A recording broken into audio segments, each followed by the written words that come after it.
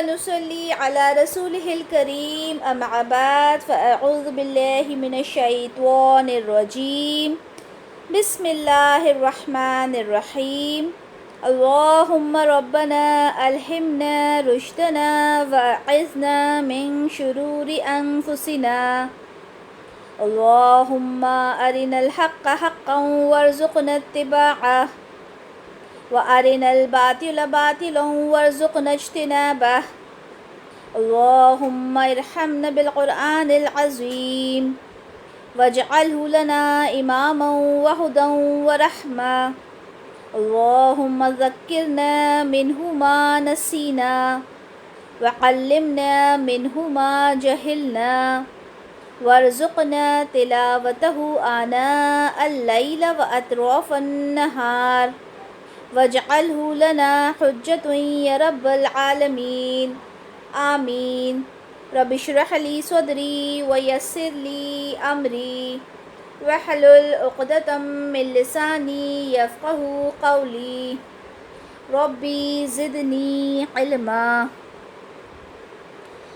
اچھا، ہم لوگ سورہ نصر کی تفسیر کر رہے تھے۔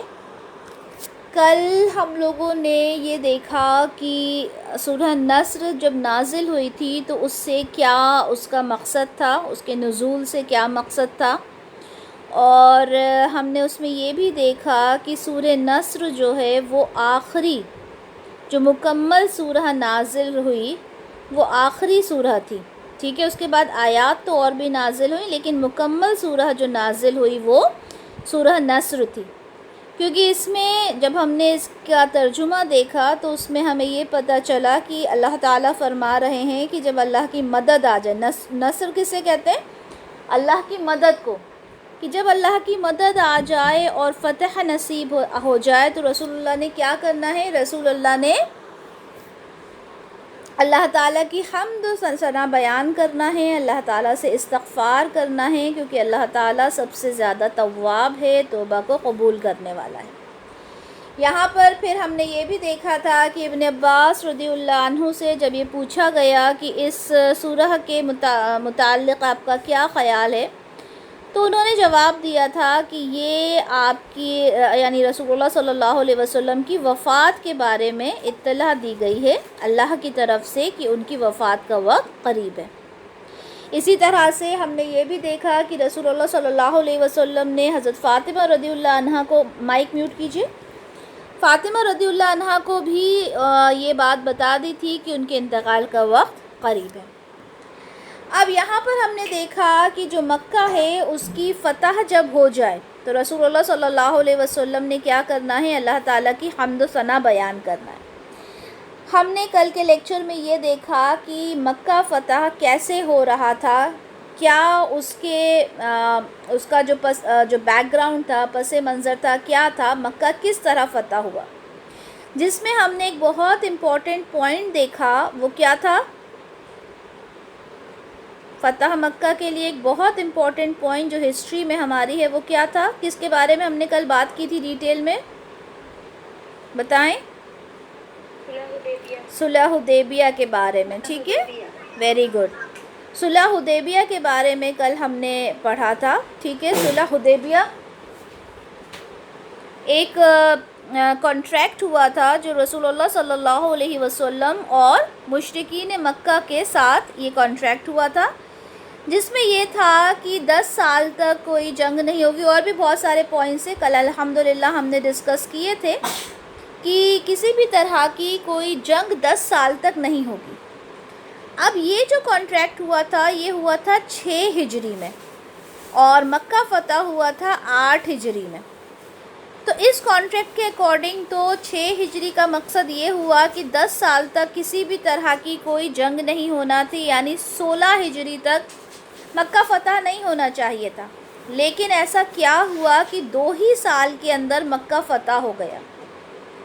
اور ایک بات اور آپ لوگوں کو بتا دوں کہ مکہ کو ہم کہتے ہیں کہ مکہ ایسی جگہ ہے جہاں پہ دنگا فساد حرام ہے، ٹھیک ہے، وہاں پہ لڑائی جھگڑا، یہاں تک کہ اگر حرم میں کوئی انسان اپنے باپ کے قاتل کو دیکھے تو بھی اس کے اوپر حملہ نہیں کر سکتا، ٹھیک ہے. اس کو مسجد حرام کہا اس لیے جاتا ہے کیونکہ وہاں پر ہر چیز حرام کر دی گئی ہے.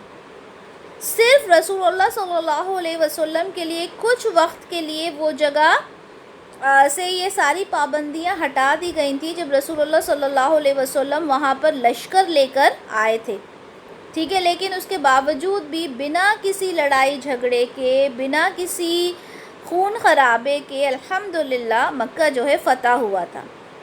خیر صلح حدیبیہ جب ہوا اور اس میں یہ ڈیسائیڈ ہوا کہ 10 سال تک کوئی جنگ نہیں ہوگی، تو ہوا یہ کہ سن 8 ہجری میں ایک قبیلے نے دوسرے قبیلے کے اوپر حملہ کر دیا، ٹھیک ہے.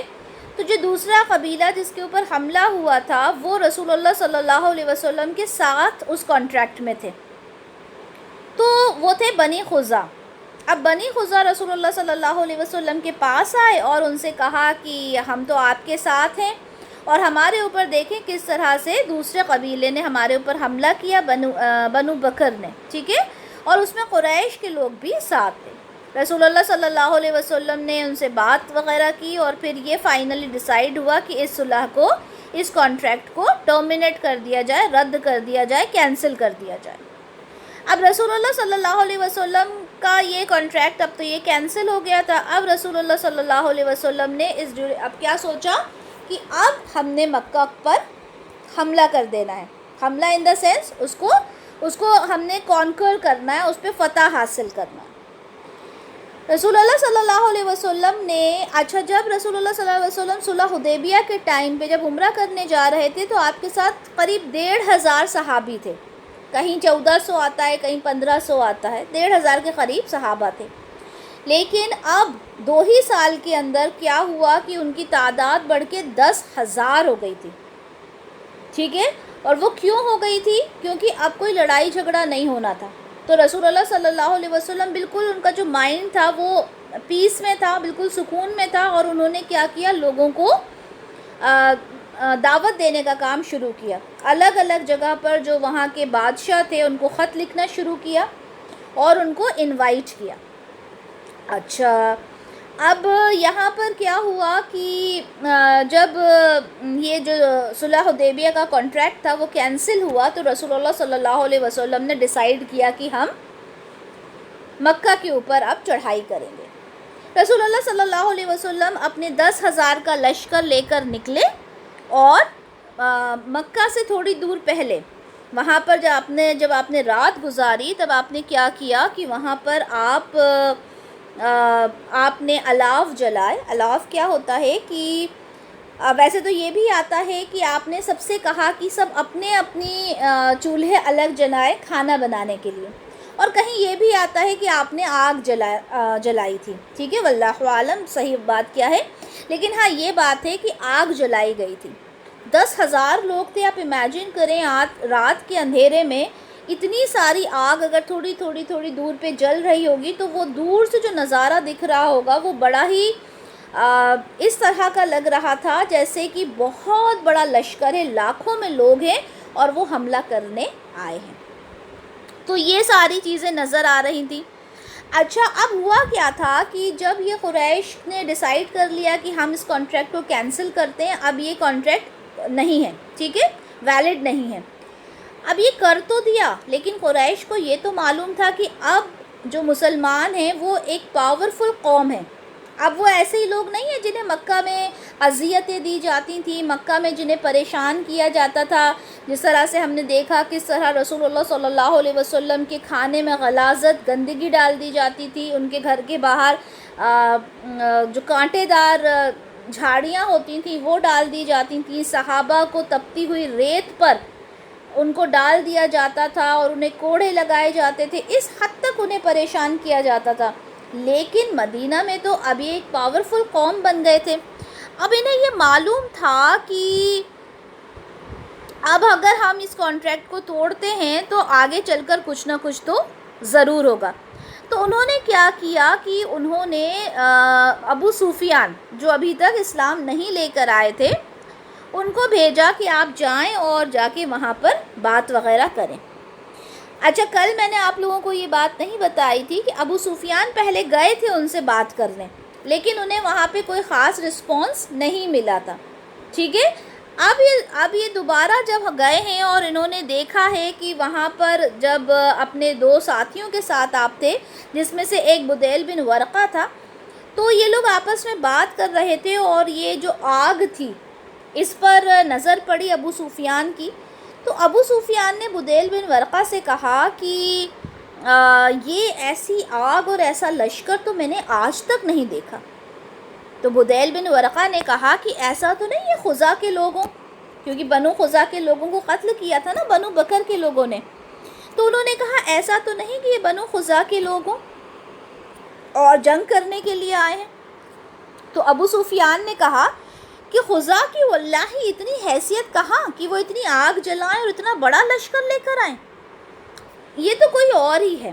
اتنے میں حضرت عباس رضی اللہ عنہ، اچھا حضرت عباس رضی اللہ عنہ کون ہے؟ ہم نے پریویس لیکچر میں پڑھا تھا ان کا نام، ان کے چچاؤں کے نام پڑھے تھے نا ہم نے، آنسر کی میں بھی آپ کو دیا تھا، ان کے چچا تھے، ٹھیک ہے؟ حضرت عباس رضی اللہ عنہ رسول اللہ صلی اللہ علیہ وسلم کے خچر پہ سوار ہو کے اور وہ ایک گشت لگانے گئے تھے کہ کوئی دیکھیں کون ملتا ہے۔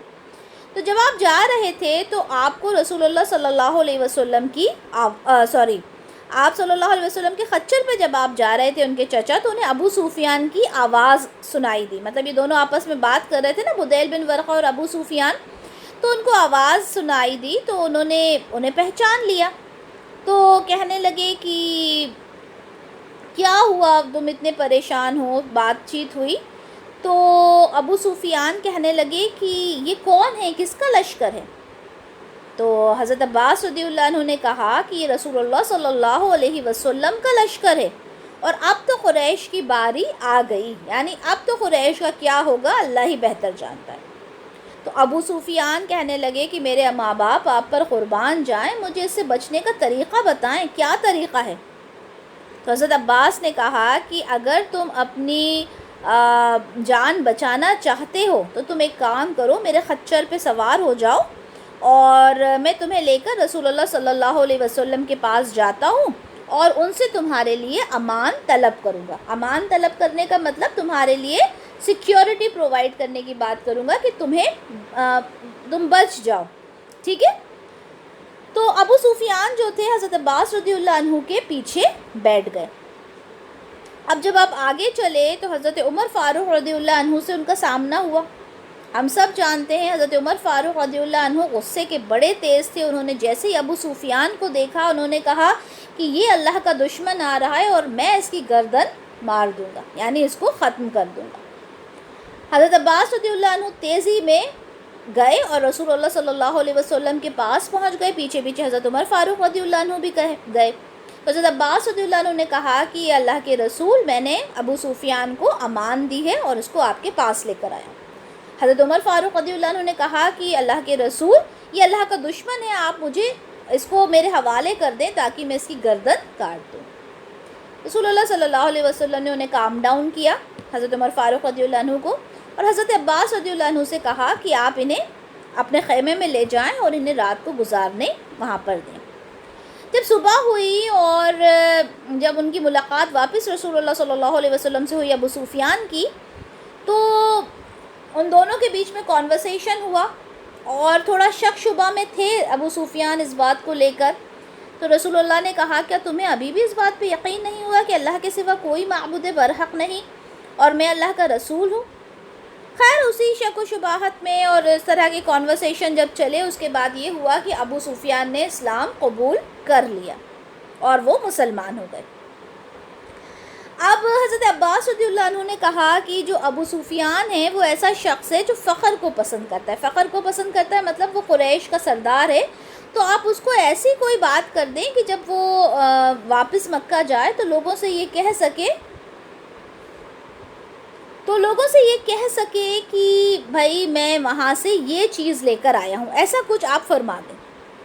تو آپ صلی اللہ علیہ وسلم نے کہا کہ ٹھیک ہے، آپ جب وہاں جاؤ تو لوگوں سے یہ کہنا کہ جو شخص بھی ابو سفیان کے گھر میں داخل ہوا وہ امن میں ہے، یعنی اس کے اوپر ہم حملہ نہیں کریں گے۔ آگے فرمایا کہ جو شخص اپنا دروازہ بند کر لے وہ امن میں ہے، جو مسجد میں داخل ہو جائے وہ بھی امن میں ہے۔ اب ابو سفیان اس بات سے ذرا سے مطمئن ہوئے، سیٹسفائیڈ ہوئے اور وہ جانے لگے۔ جب وہ جانے کے لیے آگے بڑھے تو رسول اللہ صلی اللہ علیہ وسلم نے فرمایا کہ عباس، پہاڑ کے سرے کے پاس تنگ گھاٹی ہے، وہاں پر ابو سفیان کو لے جاؤ تاکہ وہ دیکھیں کہ اللہ کا لشکر کتنا بڑا ہے، اس کو دیکھیں۔ تو حضرت عباس رضی اللہ عنہ ابو سفیان کو لے کر گئے اور ایک تنگ گھاٹی یعنی ایک نیرو جگہ تھی، وہاں پہ لے جا کر ان کو روک دیا۔ اب جو قبیلے تھے وہ اپنے اپنے جھنڈے لے کر، یعنی اللہ کے جھنڈے جو تھے وہ ساتھ میں لے کر، جس میں وہ جو توحید کے جھنڈے تھے وہ لے کر وہاں سے گزرنے لگے۔ جیسے ہی کوئی قبیلہ وہاں سے گزرتا تو ابو سفیان کہتے کہ یہ کون ہے؟ تو حضرت عباس کہتے کہ بھائی یہ فلاں فلاں کا قبیلہ ہے۔ تو ابو سفیان کہتے اچھا ٹھیک ہے۔ پھر دوسرا قبیلہ گزرتا تو پوچھتے یہ کس کا قبیلہ ہے؟ تو حضرت عباس کہتے کہ یہ فلاں فلاں کا قبیلہ ہے، اچھا ٹھیک ہے۔ ایسے ہی قبیلے گزرتے گئے، ابو سفیان ان سے پوچھتے گئے۔ اس کے بعد انہوں نے دیکھا کہ ایک بڑا سارا لشکر وہاں سے گزر رہا ہے، جس میں مہاجرین بھی ہیں، انصار بھی ہیں، اور لوہے کی زرہیں پہنے ہوئے ہیں، ان کی صرف آنکھیں دکھائی دے رہی ہیں، بڑا سا لشکر ہے۔ ابو سفیان نے کہا سبحان اللہ عباس، یہ کون لوگ ہیں؟ حضرت عباس نے کہا کہ یہ اللہ کے رسول صلی اللہ علیہ وسلم ہیں جو مہاجرین اور انصار کے ساتھ ہیں۔ ابو سفیان نے کہا کہ واللہ تمہارے بھتیجے کی تو بڑی بادشاہت عظیم ہے۔ جس پر حضرت عباس نے کہا کہ ابو سفیان تم اب بھی یہ نہیں سمجھیں کہ یہ بادشاہت نہیں بلکہ یہ تو نبوت ہے۔ اس کے بعد حضرت عباس نے کہا کہ اب تم یہاں سے جاؤ اور اپنی قوم کو اس بات کی گواہی، اس بات کے بارے میں بتا دو کہ رسول اللہ صلی اللہ علیہ وسلم کی ان کا جو لشکر ہے وہ آ رہا ہے۔ اب ابو سفیان گئے، مکہ پہنچے اور اپنے لوگوں سے کہا کہ اے قریش کی جماعت، یہ محمد صلی اللہ علیہ وسلم ہیں، تمہارے پاس ایسا لشکر لے کر آئے ہیں جس کا کوئی مد مقابل نہیں۔ پھر انہوں نے وہی بات کی کہ جو ابو سفیان کے گھر میں داخل ہوا وہ امن میں ہے۔ اب ان کی جو بیوی تھی وہ بھی ابھی تک ایمان لے کر نہیں آئی تھی، ٹھیک ہے، اور وہ وہی تھی جس نے حضرت حمزہ رضی اللہ عنہ کا جو کلیجہ تھا وہ نکال کے چبا لیا تھا، ٹھیک ہے۔ جب غزوات کے بارے میں پڑھیں گے انشاءاللہ تب میں ان کے بارے میں آپ کو بتاؤں گی۔ یعنی اتنی بڑی دشمن تھی وہ اسلام کی۔ انہیں بڑا غصہ آیا اور انہوں نے کہا کہ اس آدمی کو تو قتل کر دو، اپنے شوہر کے لیے کہا اس آدمی کو تو قتل کر دو، یہ تو بڑی بری خبر لے کر آیا ہے۔ جس پر ابو سفیان کہنے لگے کہ تم پر افسوس ہو، اس عورت کی بات نہ سننا، کیونکہ آپ صلی اللہ علیہ وسلم جو لشکر لے کر آئے ہیں اس کا کوئی مد مقابل نہیں ہے، مطلب اس کے برابر کوئی ہے ہی نہیں۔ تو جو شخص بھی ابو سفیان کے گھر میں داخل ہو گیا وہ امن میں ہے۔ اب لوگوں نے کہا کہ بھائی تمہارا دماغ تو ٹھیک ہے، ابو سفیان کے گھر میں کتنے لوگ آ سکتے ہیں بھلا؟ تو ابو سفیان نے کہا جس شخص نے اپنا دروازہ بند کر لیا، یعنی جو انسان اپنے گھر میں رہا وہ بھی امن میں ہے، جو مسجد میں داخل ہو گیا وہ بھی امن میں ہے۔ تو لوگوں نے کیا کیا، لوگ اپنے گھروں میں چلے گئے، اپنے دروازے بند کر لیے، کچھ لوگ مسجدوں میں داخل ہو گئے۔ تو اس طرح سے جب آپ صلی اللہ علیہ وسلم مکہ کے اندر داخل ہوئے ہیں تو آپ سوچیں کہ 10,000 کا لشکر ہے، سارے لوگ ڈر کی وجہ سے کوئی حملہ کرنے نہیں آیا، کوئی ان کا سامنا کرنے نہیں آیا، اور اس طرح سے بنا کسی لڑائی جھگڑے کے، بنا کسی خون خرابے کے مکہ جو ہے وہ فتح ہو گیا۔ اب رسول اللہ صلی اللہ علیہ وسلم جب حرم میں داخل ہوئے ہیں تو اب آپ یہ سوچیں کہ کوئی انسان جب وکٹری حاصل کرتا ہے، کانکرر کہلاتا ہے، ٹھیک ہے، تو اس کی کیا حالت ہونا چاہیے؟ ہم چھوٹے سے انسان اگر ہمیں کسی چیز میں فتح حاصل ہو جائے تو ہم لوگ اتنا زیادہ غرور کرنے لگتے ہیں، تکبر کرنے لگتے ہیں، ہم یہ سمجھنے لگتے ہیں کہ ہم نے تو پتہ نہیں کیا چیز فتح کر لی۔ لیکن رسول اللہ صلی اللہ علیہ وسلم جب انہوں نے مکہ کو فتح کیا ہے تو کہا جاتا ہے کہ جب وہ اپنی اونٹنی پر تھے تو آپ کی داڑھی مبارک، اس کا جو کجاوا ہوتا ہے، جو اونٹ کے اوپر وہ جو لکڑی کا بنا رہتا ہے نا، وہ اتنا نیچے ان کا سر تھا کہ ان کی جو داڑھی مبارک تھی وہ اس سے ٹچ ہو رہی تھی. یعنی اتنی عاجزی، اتنی ہمبلنس کے ساتھ وہ انٹر ہوئے ہیں اس میں کہ ان کا چہرہ بھی نہیں دکھ رہا تھا. یعنی کوئی غرور نہیں، کوئی فخر نہیں، کوئی پراؤڈ فیلنگ نہیں کہ میں نے مکہ فتح کیا. اتنے عاجزی کے ساتھ آپ مکہ میں انٹر ہوئے ہیں.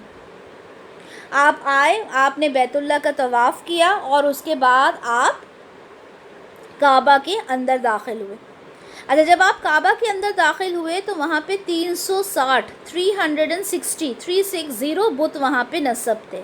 وہاں پہ نصب تھے مطلب وہاں پہ تھے 360 بت. رسول اللہ صلی اللہ علیہ وسلم کے ہاتھ میں چھڑی تھی، اس سے آپ نے سارے بتوں کو کیا کیا؟ سارے بتوں کو توڑنا اس سے شروع کر دیا. اور آپ کہتے جاتے تھے جاء الحق وزهق الباطل ان الباطل كان زهوقا. حق آ گیا اور باطل مٹ گیا، بے شک باطل مٹنے ہی والا تھا. اور آپ فرماتے تھے جاء الحق وما يبدع الباطل وما يعيد. حق آ گیا اور اب باطل کے لیے کچھ نہیں ہو سکتا. یہ سنن ترمذی کی حدیث ہے 3138. اس کے بعد رسول اللہ صلی اللہ علیہ وسلم جب کعبہ میں انٹر ہوئے تو بلال رضی اللہ عنہ اور اسامہ بن زید رضی اللہ عنہ کے ساتھ آپ کعبہ کے اندر گئے.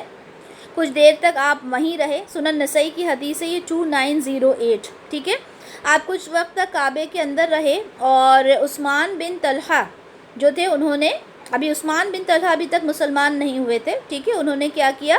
وہاں کا دروازہ بند کر دیا جب رسول اللہ اندر گئے. کچھ دیر تک آپ اندر ہی رہے اور پھر آپ نے وہاں پر نماز پڑھی. ٹھیک ہے، 2 رکعت نماز پڑھی اور جتنے بت تھے وہاں سے ان کو توڑ دیا، وہاں سے ہٹا دیا. اچھا، عثمان بن طلحہ کے بارے میں بھی ہم دیکھتے ہیں. ٹھیک ہے، ان کے بارے میں جب رسول اللہ صلی اللہ علیہ وسلم مکہ میں رہے تھے، ہم سب جانتے ہیں کہ رسول اللہ جب مکہ میں تھے تو ان کے اوپر بہت اذیتیں آئیں، ان کو بہت پریشان کیا لوگوں نے. تو رسول اللہ جب بیت اللہ میں داخل ہونا چاہتے تھے تو یہی عثمان بن طلحہ تھے، ان سے چابی مانگی گئی. رسول اللہ نے کعبہ کی چابی مانگی تو چابی دینے سے عثمان بن طلحہ نے انکار کر دیا. تو رسول اللہ صلی اللہ علیہ وسلم نے کہا کہ عثمان وہ وقت ذہن میں لاؤ جب یہ چابی میرے پاس ہوگی، یعنی وہ وقت بھی آئے گا جب یہ چابی میرے پاس ہوگی اور میں جس کو چاہوں گا اسے یہ چابی دوں گا. تو عثمان جو تھے انہوں نے غصے میں کہا کیا ہم اس وقت مر جائیں گے؟ تو آپ نے کہا نہیں، تم زندہ رہو گے اور اس کے باوجود جو چابی ہے وہ میرے پاس ہوگی.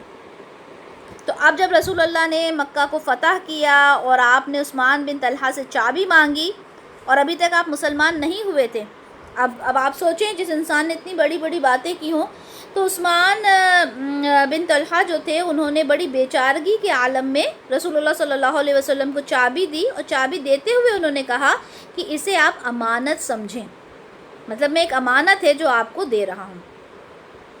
اچھا، رسول اللہ جب اندر سے انہوں نے سب گئے، نماز وغیرہ پڑھی، وہاں سے جب آپ واپس آئے تو حضرت علی نے کہا کہ یا اللہ کے رسول یہ چابی تو اب ہمارے پاس ہونا چاہیے. لیکن اللہ کے رسول نے کہا کہ یہ چابی عثمان بن طلحہ کو دے دی جائے، انہی کے پاس یہ چابی رہے گی اور یہ چابی ہمیشہ کے لیے تمہارے پاس رہے گی. کہا جاتا ہے کہ آج بھی انہی کے خاندان کے پاس جو کعبہ ہے اس کی چابی رہتی ہے. رسول اللہ نے آگے کہا جس شخص نے تم سے یہ چابی چھیننے کی کوشش کی وہ ظالم ہوگا.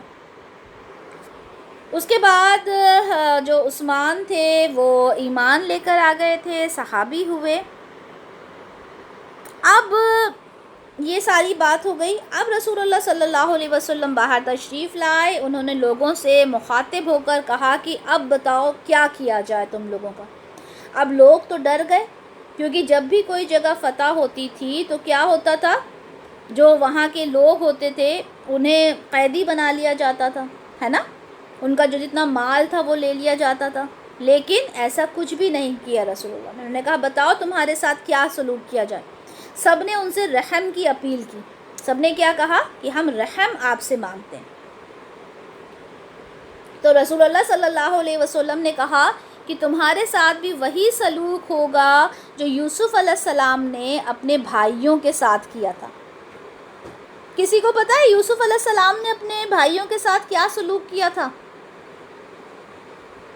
جی باجی، یوسف علیہ السلام کو جب کنواں میں ان کے بھائی لوگ نے ڈال دیا تھا، اور پھر جب وہ سلطنت کے مالک ہوئے تو جب گئے تھے تو ان پہ رحم کیا گیا تھا، اور ان کو یعنی کہ ان کو پھر سے اپنا لیے تھے، اور جو ان کی ضرورت تھی وہ پورا کیے تھے۔ جی ماشاء اللہ۔ تو جب یوسف معاف کر دیا تھا، ماشاء اللہ، ویری گڈ۔ تو جب یوسف علیہ السلام کے بھائیوں نے ان کے اوپر اتنا ظلم و ستم کیا، اور جب یوسف علیہ السلام کے بھائی ان کے سامنے تھے تو یوسف علیہ السلام نے کیا کہا تھا؟ سورہ یوسف کی آیت نمبر 92 ہے، قَالَ لَا تَثْرِيبَ عَلَيْكُمُ الْيَوْمَ يَغْفِرُ اللَّهُ لَكُمْ وَهُوَ أَرْحَمُ الرَّاحِمِينَ۔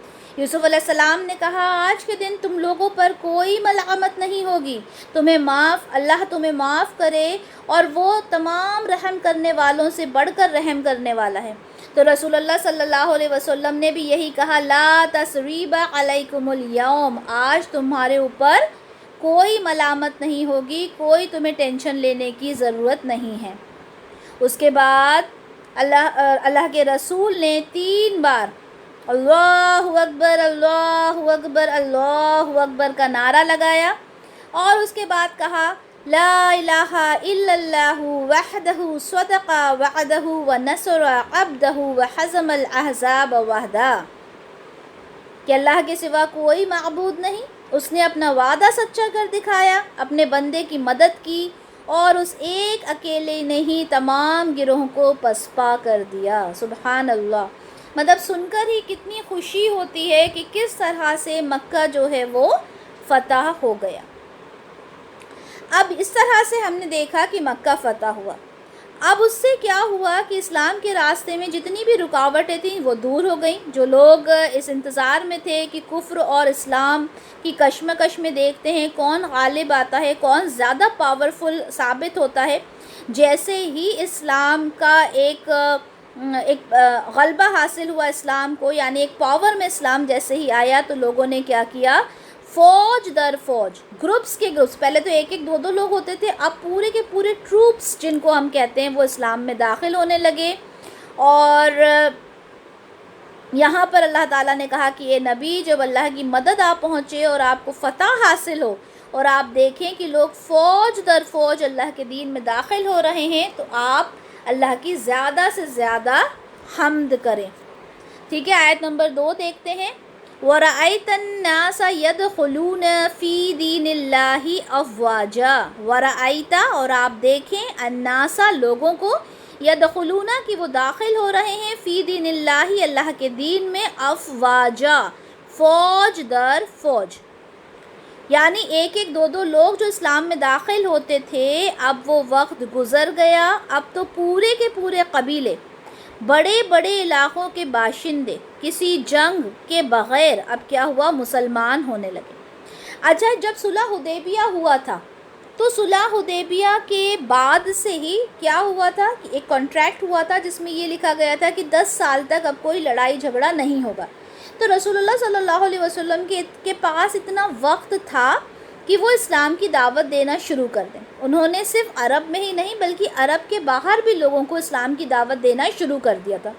تو اب آپ دیکھیں، صرف 1400 لوگ تھے جو سن 6 ہجری میں رسول اللہ کے ساتھ عمرہ کرنے آ رہے تھے، اور جب مکہ فتح ہوا اس ٹائم دیکھیں 10,000 تھے، یعنی 1.5 سال کے قریب، 2 سال میں ہی سمجھیں آپ کہ وہ 10,000 ہو گئے تھے۔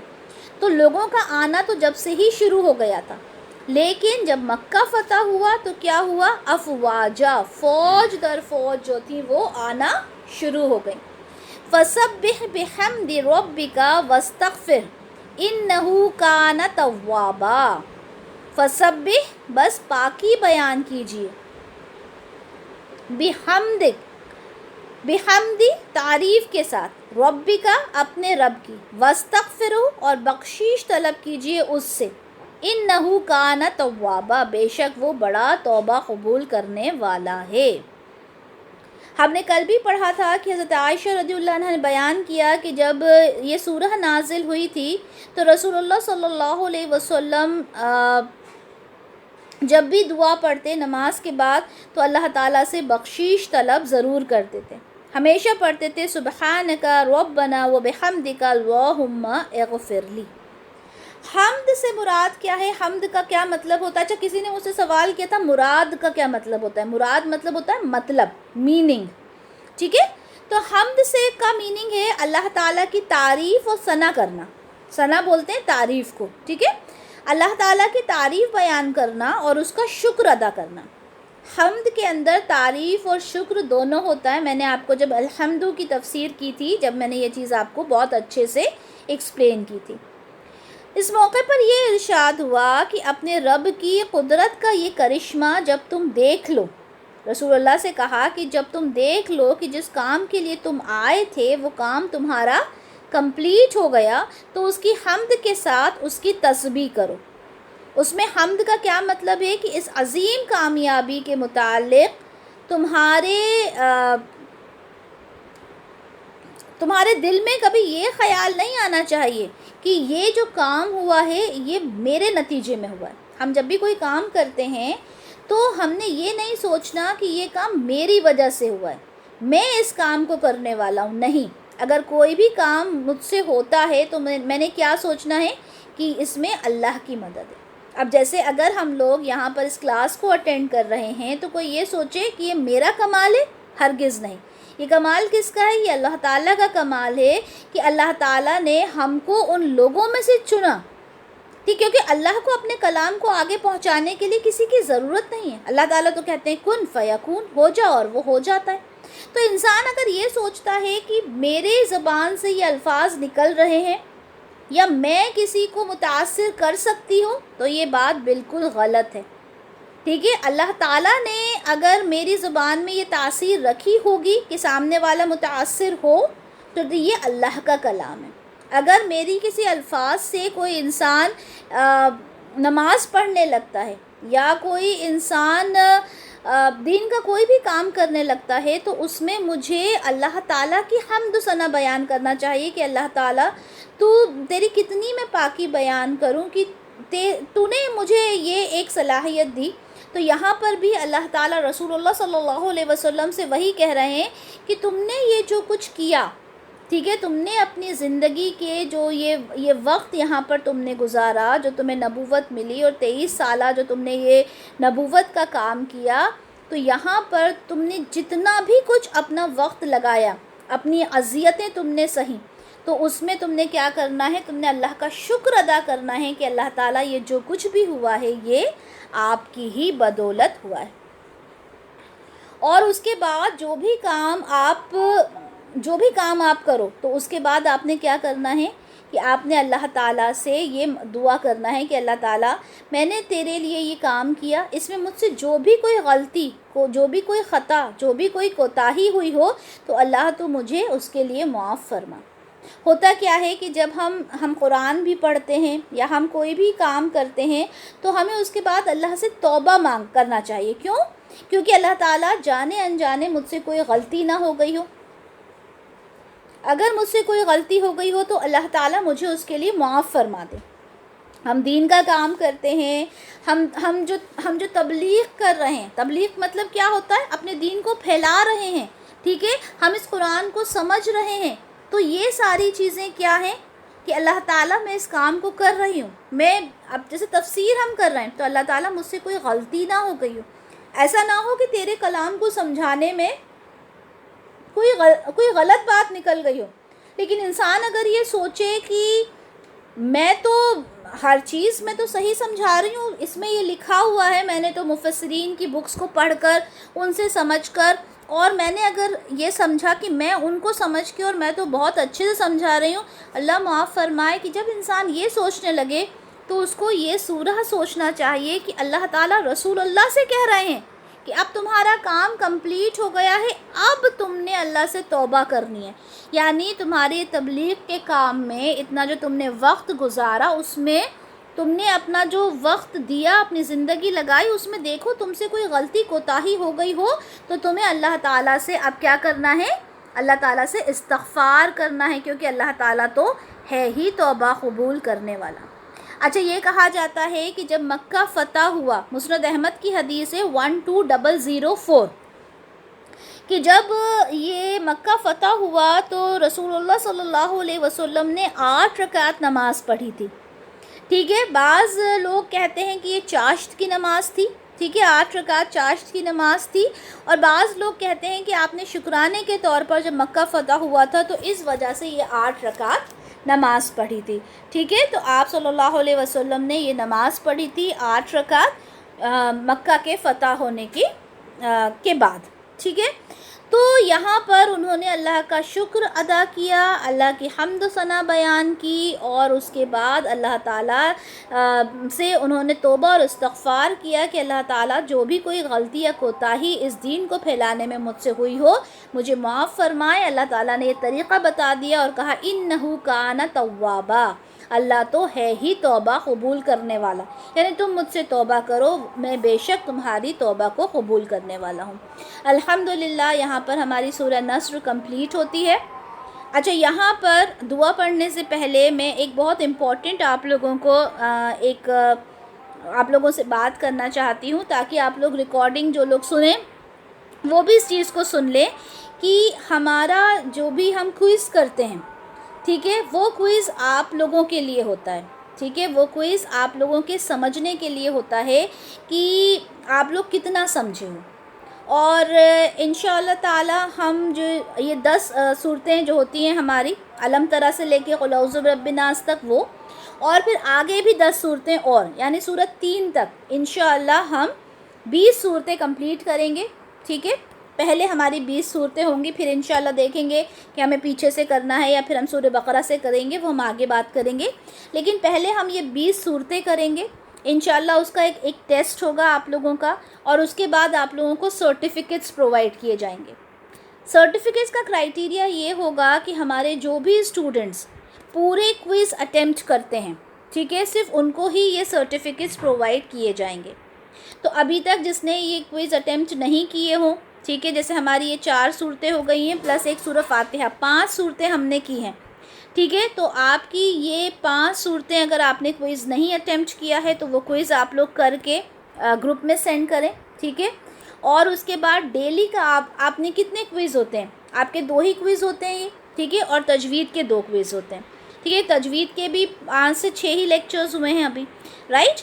تو آپ نے کرنا کیا ہے، آپ نے تجوید کے بھی ڈیلی آپ نے کوئز اٹیمپٹ کرنا ہے، انشاءاللہ اس کا بھی سرٹیفکیٹ آپ کو پرووائڈ کیا جائے گا، اس کا جب ایگزام ہوگا تو۔ اور ابھی تفسیر کے جب آپ کی 20 سورہ کمپلیٹ ہو جائیں گی تو انشاءاللہ تعالی آپ کو تفسیر کا سرٹیفکیٹ بھی پرووائڈ کیا جائے گا۔ تو اس کے لیے ضروری یہ ہے کہ آپ کی جو اٹینڈنس ہے، ٹھیک ہے، وہ آپ کی ہونا چاہیے، اور اٹینڈنس جو آپ کی مارک ہوگی وہ آپ کی کلاس کی تو ہوگی پلس آپ کتنے کوئز اٹیمپٹ کرتے ہو اس پر بھی ہوگی۔